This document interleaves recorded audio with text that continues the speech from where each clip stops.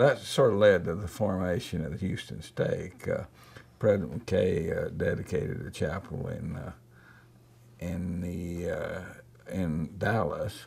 I guess he had a daughter there that was in, so he came down. That was right after he was made president of the church. That was the first impressive thing to me, was that event, because before that had been a small church and small things, and you know, she had told me it was a true church, and I said, "Hey, really, a small outfit, you know?" And that was my first feelings. But when we went up there, I remember it was very impressive. It was pretty good size group of people building, and it was a very large group of people then, and they sang "The Spirit of God like a fire is burning," and I remember that it was one of the first times I was really touched. And then he stood in line for hours. I guess there were 1,000 people there or something like that, and he stood in line for hours, and he shook everyone's hand.